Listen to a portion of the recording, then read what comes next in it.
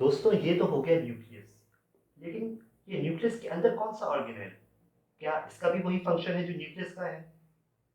नहीं, ये 25% जो है जगह घेरता है न्यूक्लियस की, और एक तरह से इसे न्यूक्लियस का दिमाग लगता है दिखने में, लेकिन इसका फंक्शन प्रोटीन्स बनाना है। लेकिन ये बराह रास्त प्रोटीन्स नहीं बनाता, बल्कि पहले राइबोसोम्स बनाता है।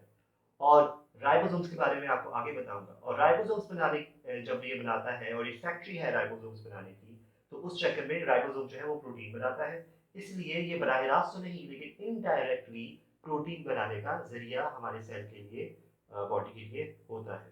तो क्या कहते हैं इसे, it is nearly 25% of nucleus, and number two, it synthesizes ribosomes,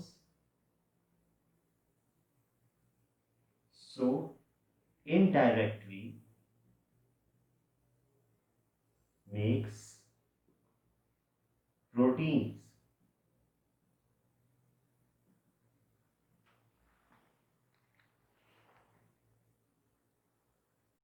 दोस्तों जिस ऑर्गेनेल के बारे में मैं आपको अब बताने जा रहा हूँ, वो बहुत ही अनोखा है इस लिहाज से कि वो न्यूक्लियस के अलावा वाहिद ऑर्गेनेल है जिसके अंदर अपना आपका जेनेटिक सेट, जीनोम मौजूद है।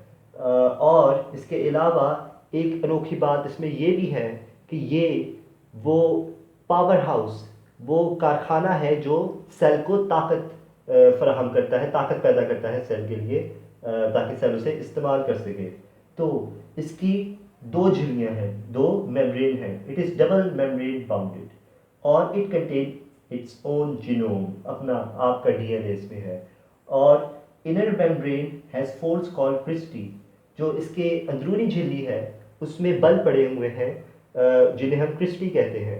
इनका फ़ायदा ये होता है कि ये सरफेस एरिया बढ़ाते हैं रिएक्शंस के लिए, ज़्यादा सरफेस बलों की वजह से पहुंचाते हैं। ज़्यादा ये जो मेम्ब्रेन है, ये ज़्यादा थी, लेकिन बल पड़ने की वजह से ये इतने से ऑर्गेनेल में समा गई है, और अब इसके अंदर जो रिएक्शंस होने की जगह हैं वो ज़्यादा हो गई हैं, जो कि सेल के लिए बहुत ज़्यादा फ़ायदेमंद है। अच्छा, it's inner membrane has folds, ठीक है। Chemical reactions take place there. ये जो अंदर इसकी क्रिस्टल है, यहाँ पे केमिकल रिएक्शन होते हैं, और यही केमिकल रिएक्शन जो है ये एनर्जी सेल के लिए प्रोड्यूस करते हैं, और ये energy in the form of ATP, adenosine triphosphate, store होती है, और सेल इसे इस्तेमाल करता है।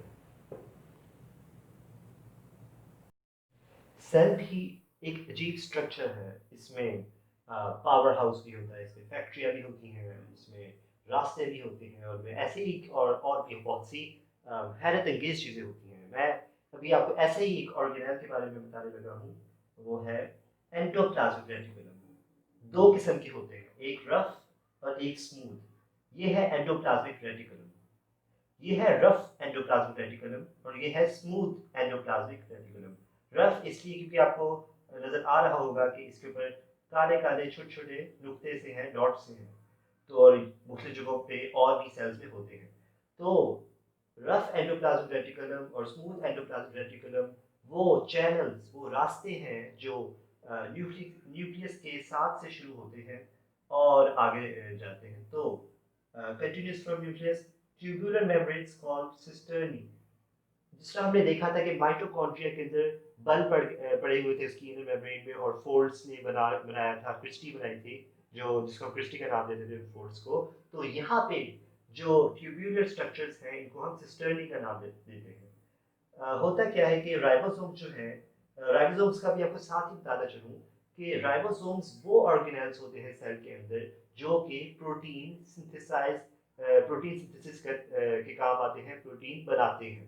तो एंडोप्लाज्मिक रेटिकुलम जो स्मूथ होता है, उसका ये काम होता है कि वो लिपिड्स, जो एक किस्म के मैक्रो मॉलिक्यूल्स हैं, उनके मेटाबॉलिज्म, उनके जो केमिकल रिएक्शन वगैरह होते हैं, और बाज़ जो हार्मफुल ड्रग्स हमारी बॉडी के लिए होती हैं, उनको हमारे ये नुकसान उनका ख़त्म करने के लिए काम आती है, डिटॉक्सिफाई करने के काम आते हैं स्मूथ एंडोप्लाज्मिक रेटिकुलम। तो रफ एंडोप्लाज्मिक रेटिकुलम का इस वक्त मेन काम है, और ये है कि इन पे जो राइबोसोम्स होते हैं वो प्रोटीन बनाते हैं, और वो प्रोटीन इन रास्तों से होते हुए गोल्जी बॉडी, जिसको हम गोल्जी कॉम्प्लेक्स और गोल्जी ऑपरेटस भी कह लेते हैं, उसकी तरफ जाते हैं। Through these channels proteins are moved to Golgi body, जिसके मैं आपको आगे बताऊंगा।